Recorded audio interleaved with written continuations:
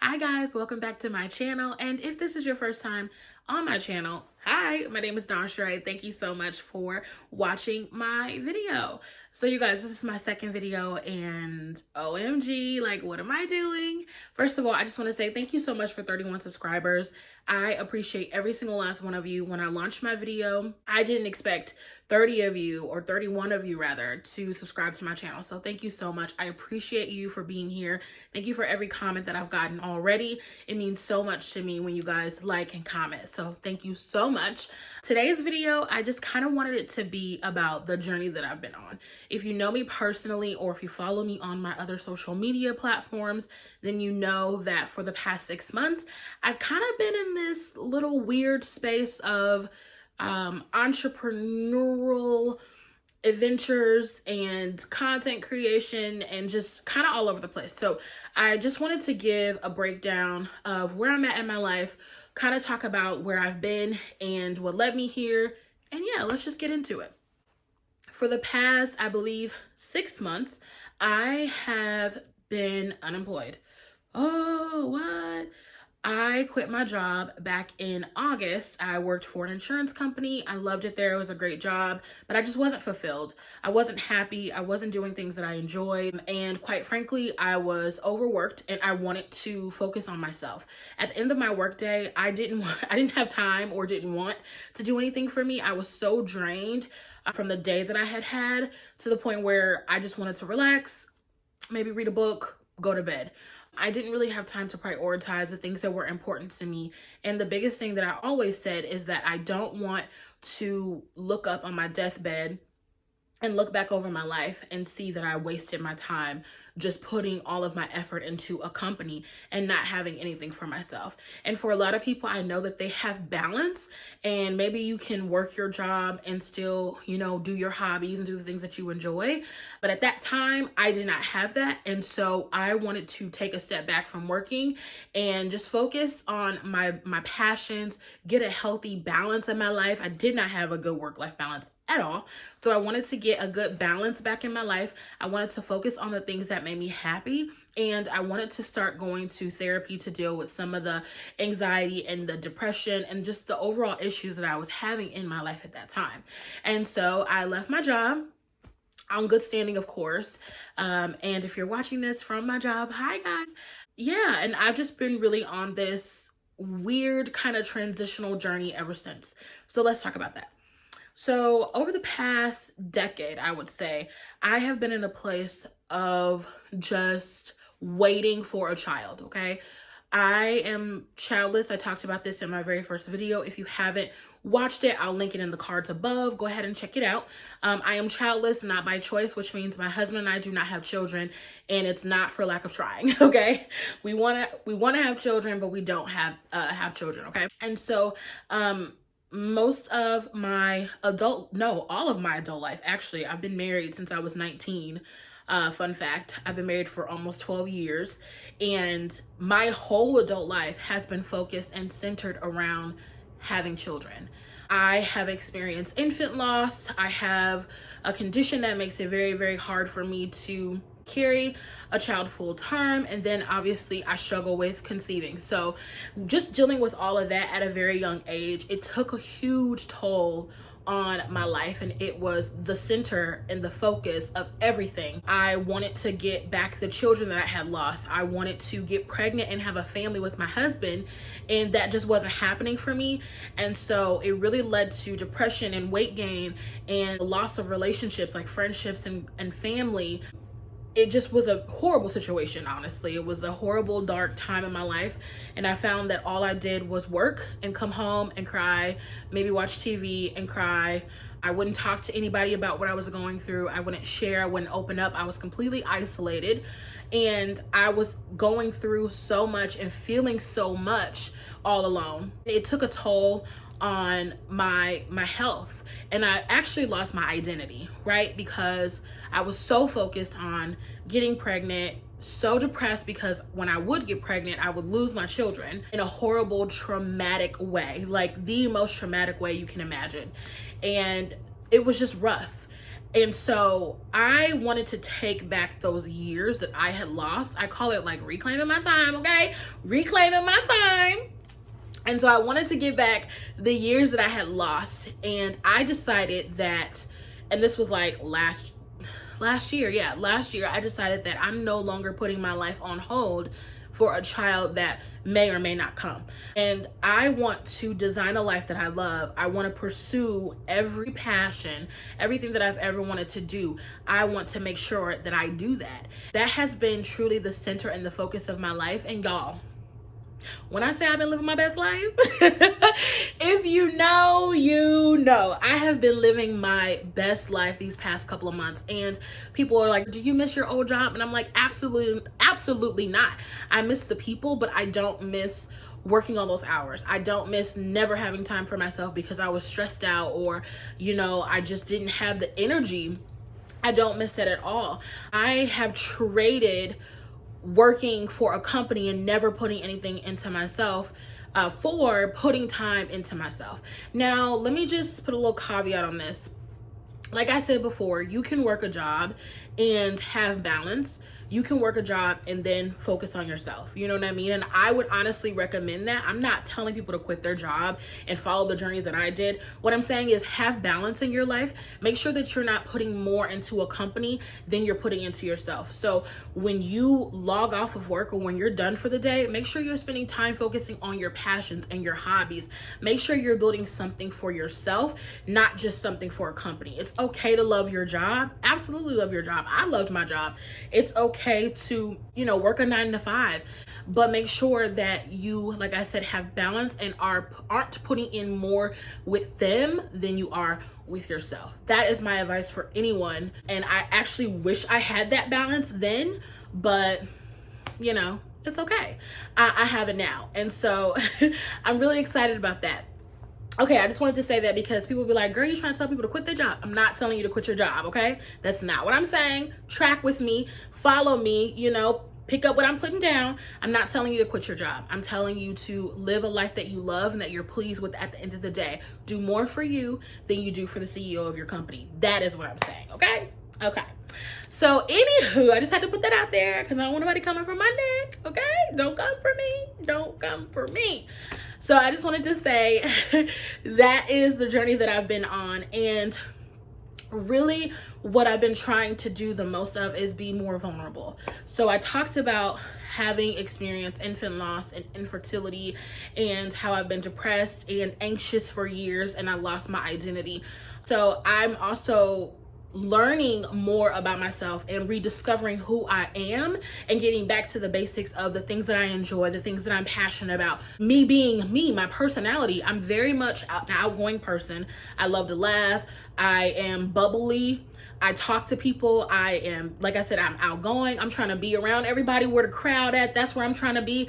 But for the past decade, I lost that. And so unfortunately, because of COVID, you know, you can't really party and stuff like that. And I don't mean like party, like club, but I mean like, you know, like if you have like a caramel apple party, I don't know. That's where I would be. But COVID-19, so, you know, thank you. Anyway, I'm really getting back to the basics of who I am and pursuing all the things that make me happy. And that is what I have been loving about this hiatus from work or this time off work and this place that I'm in. I have decided to be more vulnerable. I'm not a vulnerable person at all. I am such a private person. I am someone that will not tell you anything unless I'm okay with other people knowing. And I just have trust issues. Like I feel like people be telling your business, you know what I mean? And I don't feel like everything that you share is safe. So I'm always, my rule of thumb is never tell anyone, and I don't care who it is. Don't tell anyone anything that you wouldn't want other people to know, because sometimes people be slipping your business out there. Whether or not that's true, that's just how I've always operated. But I'm working on being more vulnerable and being open about my story and the things that I've experienced, because I'm realizing that it can help someone. So I started my blog. My blog was not intended to be focused solely on my childlessness, but I found that that is the place where I have been able to express how I'm feeling about this journey that I'm on. I cannot begin to convey how traumatic life altering, shattering, disappointing not being able to have children has been, and how it has impacted me. The fact that I'm able to even talk about it, whether it's write about it or talk to you guys about it, is a huge deal, because for so long, for over 10 years, I never talked to anybody about it, not even my husband. And well, that's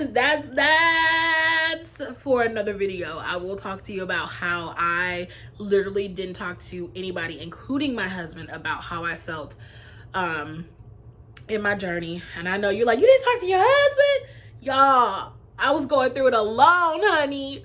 I didn't have to, but that's just the kind of person I am. So yes, I am ashamed, but no, I did not talk to my husband about that. We'll talk about that in another video. Don't worry about that. But honestly, that is just something that I'm working on. I've not been vulnerable, but I'm at a place now where I'm like, okay, this can help someone. And I'm also at a place where I can talk about it. I'm at a place where I'm accepting my reality.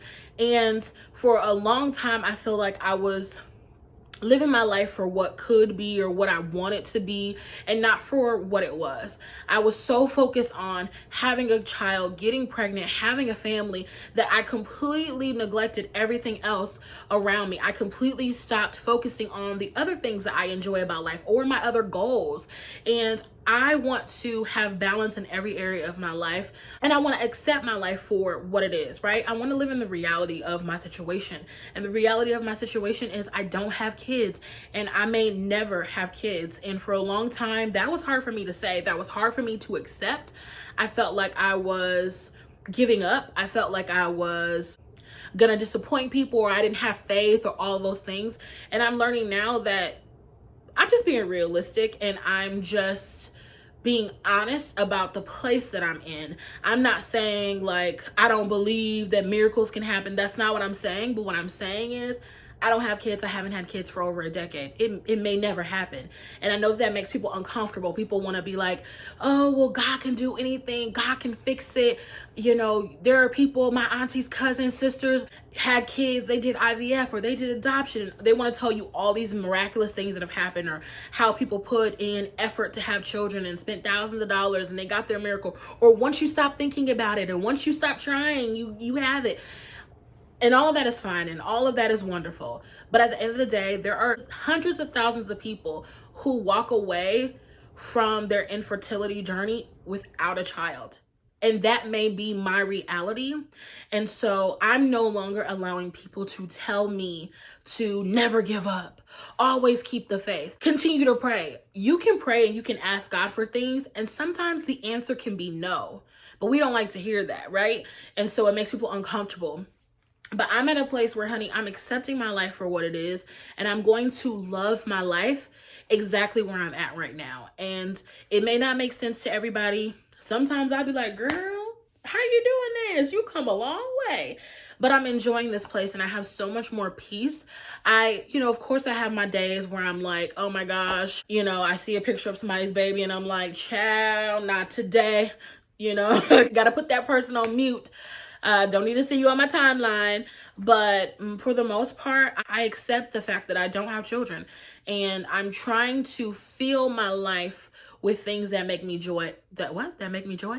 Fill my life with things that bring me joy and that complete me and make me feel happy, and that's not solely based on a child. That's all I have to say. That's where I'm at, honey. That's the tea. I will go into more detail about my journey, because people are like, oh, you haven't shared your story.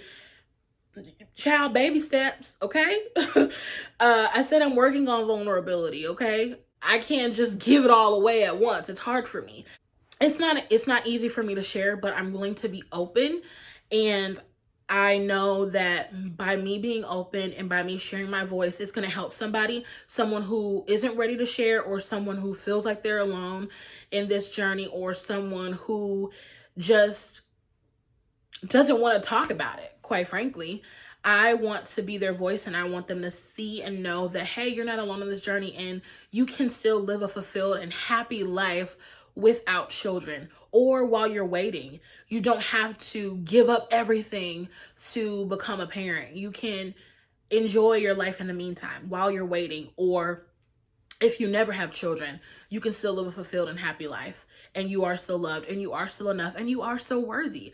And so, yeah, I know that I've said a lot and it was probably all over the place, but I'm grateful to God for allowing me to get to this place, because you guys, it was such a dark time in my life and I did nothing but cry.